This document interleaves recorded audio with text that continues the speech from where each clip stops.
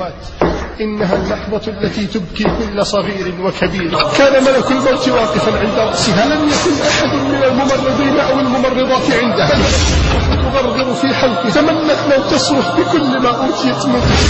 بها موسى ورفع السجارة إلى شفتيه، وفجأة ومع أول شرارة خرجت من القداحة امتلأت السيارة بالنيران، وصرخ موسى فلقد أصابت النيران عينيه، وابتعد الشباب في نفس اللحظة التي رأوا نار تلتهم السيارة. اللحظة الأخيرة، شباب وقوة وغرور وفتنة وتسويف في التوبة، حتى جاءت لحظات الوداع الأخيرة. بينة على موعد مع فيلم جنسي، دخل سريعا إلى غرفته. شمعت عمري وانتهى يومي وشهري، قد رحلت بلا إياب نحو أكفاني وقبري، نحو أكفاني وقبري. أطفئت شمعة عمري وانتهى يومي وشهري، قد رحلت بلا إياب نحو أكفاني وقبري، نحو أكفاني وقبري. وبكت أمي علي ونعاني صوت دهري، تحت ترب الأرض بت أشتكي من ثقل وزري، أشتكي من ثقل وزري.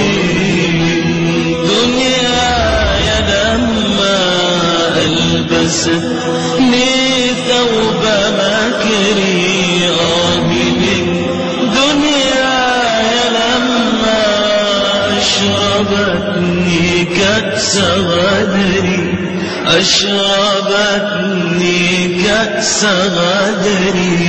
عشت فيها في سرور دون هم دون قهري، ألثم الآثام جهرا آملا في طول عمري، آملا في طول عمري. فجأة ألفيت نفسي والأخيرة وسط صدري، زفرة تعني رحيلي، زفرة للقلب تفري، زفرة للقلب تفري. والأخيرة كبلتني ذكرتني كل أمري، والأخيرة ذكرتني خير أعمالي وشري، خير أعمالي وشري.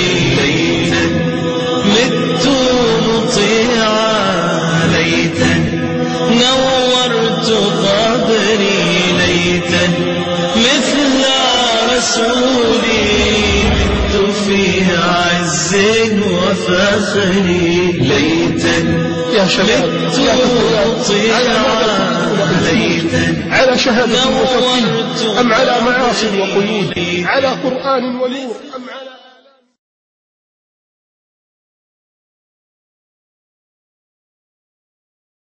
على الطب الشرعي وظيفته ان احنا نعرف الناس دي ماتت ازاي وماتت امتى، ده وظيفه الطب الشرعي.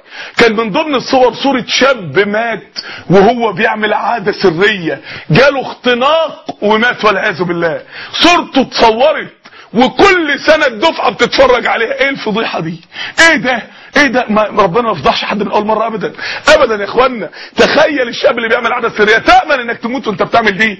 الشاب اللي قفل الباب بتاع اوضته كويس قوي وفتح موقع اباحي على النت وقعد يتفرج على الموقع والعياذ بالله.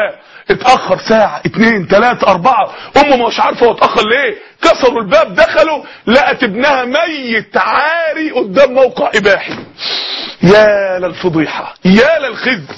ده لما يقابل ربنا يقول له ايه؟ ده مصيبته يا جماعة مش انه كان بيتفرج على موقع، انتوا عارفين ده مصيبته ايه؟ انه كان بيتخفى من نظر المخلوق ومش بيتخفى من نظر الخالق. المعصية الصغيرة بتكبر قوي قوي بحاجات بتبقى في قلوبنا واحنا بنعملها. المعصية الصغيرة تكبر بالفرح بيها. خد السيجارة دي، والله انت بتديني سيجارة هدية يفرح، تتحول السيجاره من صغيره لكبيره. المعصيه الصغيره بتكبر قوي بالحزن عليها لو راحت. ده الفرقه الفلانيه مش جايه، ده الحفله الفلانيه اللي كان المطرب الفلاني جاي فيها اتلغت، ده الطلعه الفلانيه ولا السهره الفلانيه ولا الرحله الفلانيه اتلغت. ياه ده انا زعلان. زعله ده يحول الصغيره الكبيره. يا اخوانا الحزن على المعصيه لما تروح بيخليها كبيره من الكبائر. الفرح بالمعصيه لما تيجي بيخليها كبيره من الكبائر.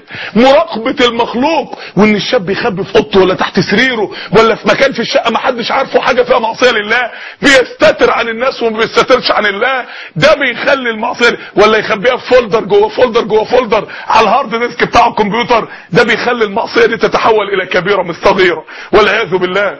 يا شباب يا اخوانا الخواتيم، هنعمل ايه في اخر قبل 1 ونصف بدأ رائد يتعرف على رفقة فاسدة همها المعاكسات والشهوات، سهر وسفر، أوقات تمضي ويضيع معها العمر. أدخل رائد جهاز الكمبيوتر إلى بيته وبدأ يتصفح النت، يرسل إليه أصدقائه الصور الجنسية الفاضحة وهو يستلذ بالنظر إلى الحرام. لم يترك رائد موقعا إباحيا إلا ودخل عليه واشترك فيه، ولا بريدا إلا وراسله وتعاون معه. لا تسألوني عن صلاته وعبادته، فقد كانت هذه مجرد ذكريات مرت على رائد في دراسته الثانوية. أما بعد دخوله الجامعة فهو لا يعرف إلا فتيات الليل وقنوات السقوط والحرام. في يوم من الأيام كان ساهرا على جهاز الكمبيوتر مغلقا باب الغرفة عليه، وأذن المؤذن لصلاة الفجر، ودعاه داعي الإيمان في قلبه أن ينهض ليقبل على ربه، لكن الشيطان كان أقوى. كثيرا ما يطرق عليه والده باب غرفته: هيا يا ولد استيقظ، أذن الفجر، ويرد رائد: طيب. ولا حياة لمن تنادي. شباب وقوة وغرور وفتنة وتسويف في التوبة، حتى جاءت لحظات الوداع الأخيرة. كانت تلك الليلة على موعد مع فيلم جنسي. دخل سريعا إلى غرفته. كانت الساعة 8 ليلا والناس يؤدون صلاة العشاء في المسجد المجاور، وهو يضع قرص السيدي المدمج في جهازه. أغلق الباب بالمفتاح وبدأ يشاهد الفيلم. أصبح يستلذ، ثارت شهوته أكثر، ثم بدأ يمارس العادة القبيحة. خلع ملابسه وجرد نفسه وهو على شهوته ماض. وفجأة صرخة مدوية أفزعت الأم وأخافتها. جاءت الأم من غرفة الجلوس مسرعة، وإذا ولدها في غرفته يصرخ ويبكي: الحقيني يا أمي سأموت. والأم تصرخ: طيب افتح يا ابني، افتح يا ولدي. لا أستطيع يا أمي، لا أستطيع. كان قلب رائد ينتفض بين ضلوع صدره. كانت اللحظات عصيبة، ضيق في التنفس واصفرار في الوجه وبرودة في الأطراف، ويزيد الصراخ وتشتعل الحرارة في صدره. والله لقد حدثني ذلك الشاب الذي روى لي القصة، كان جارا لذلك الفتى رائد، يقول: كنت نازلا على درج السلم وإذا بي أجد جارتنا أم رائد تستغيث. دخلت البيت سريعا، حاولت أن أفتح الباب، لم أستطع. بدأت أنادي: يا رائد يا رائد، لم يجبني أحد. قلت لوالدته: هل تأذنين أن أكسر الباب؟ قالت: نعم. دفعت الباب بقدمي بكل قوتي، فانفتح الباب ليصطدم الباب برأس رائد الملقى على الأرض. كان عاريا، وكان الفيلم على جهاز الكمبيوتر لا يزال يعمل. صرخت الأم وولولت. غطيته بملاءة وقطعة قماش كبيرة، وحاولت أن أتحسس نبضه ودقات قلبه، لكنها كانت اللحظة الأخيرة.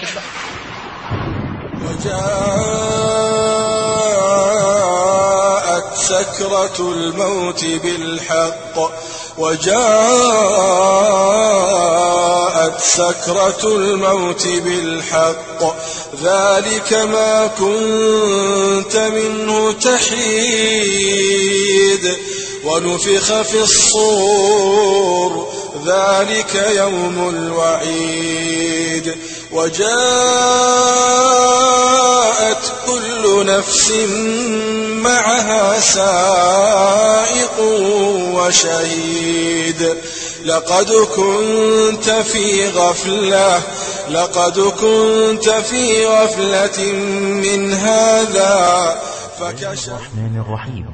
أفأمن الذين مكروا السيئات أن يخسف الله بهم الأرض أو يأتيهم العذاب من حيث لا يشعرون أو يأخذهم في تقلبهم فما هم بمعجزين أو يأخذهم على تخوف فإن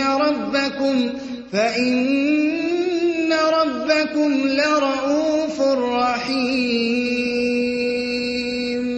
كنت في محاضرة في الخفتي، والله يا أخوان رأيت منظر في حياتي ما رأيته عبر الجوال، وطلبت الرجل قلت له تكفى عطني الصورة أبوريها جماعتي في مسجدي وبقول لهم القصة حتى يعرفون أني ما أكذب عليهم، أبوريهم يشوفون رجل يا أخوان مات الآن ما له إلا 4 ساعات.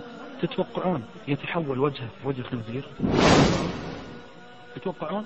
والله وأنا مسؤول عنها أقسم بجلال الله واللي جمعني معكم في هذا الموقف أن وجهه وجه خنزير. الأنف اللي ترونه أقسم بالله انتفخ وخرج في الأمام، والعيون أصبحت مليئة بالصديد غائرة أجاركم الله. الشفائف يا أخوان أصبحت كأنها ربل أنف الخنزير أجاركم الله، كأن خنزير أمامك. كم له من مات؟ 4 ساعات. طيب ليش؟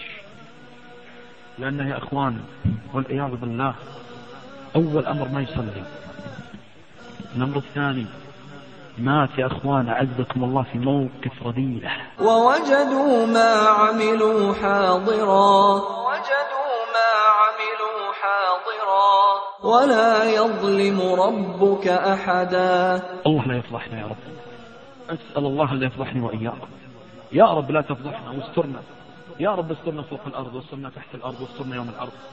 والله يا إخوان لنا ذنوب حتى محدثكم، لكن الله يسترنا. والله يمهل يا عبد يفعل، لكن بتجيك لحظة ستندم بل ستلعن نفسك وتقول يا ربي ليتني ما فعلت.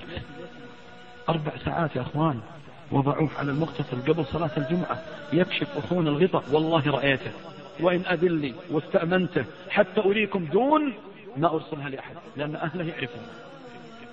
أبوه جاء لأبوه يسلم عليه يقول له يا أبوي الولد لكم، الأبو بكى نزل رأسه بكى، يا وليدي أنا طالبك استر علينا غسله وادفنه تكفى لا تفضحنا. قال يا أبوي أبى أسألك هذه ذمة أمام الناس، هذه ذمة أمام الناس. يا أبوي يصلي بكى. يا أبوي وش أقول للناس؟ وجه ولدك غريب، ولدك وجه خنزير على المغتسل تكفى صارحني، وش الموضوع؟ قال والله يا وليدي الصلاة ما يصلي. هذا أول أمر. الأمر الثاني يا وليدي تكفى لا تفضحنا. الولد والعياذ بالله مات ليلة الجمعة، لاحظ ليلة الجمعة على الكمبيوتر وهو يراسل أحد الفتيات عريان كما خلقه الله والعياذ بالله. والله يقول أخونا مات وهو كأنه ممسك بفارة الكمبيوتر بهذا الشكل. تصور عريان ما يصلي والعياذ بالله وجالس ينقل جسمه عريان للعالم كله عبر الانترنت. سترها الله وفضح نفسه. ولا يعرف أهله وجيرانه وأحبابه وإخوانه كأني به وهو يسمع الحوار ويسمع الخطاب، ولكنه لا يقدر على الجواب. مع الله قبل انبثاق الحياة وبعد الممات وتحت الحفر، مع الله حين نجوز الصراط نعوذ به من سقر، مع الله في سدرة المنتهى، مع الله حين يطيب النفس نظر.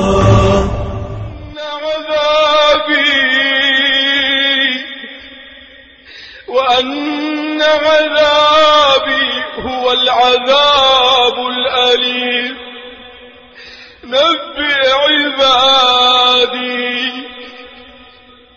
نبئ عبادي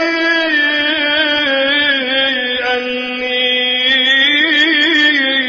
أنا الغفور الرحيم، وأن عذابي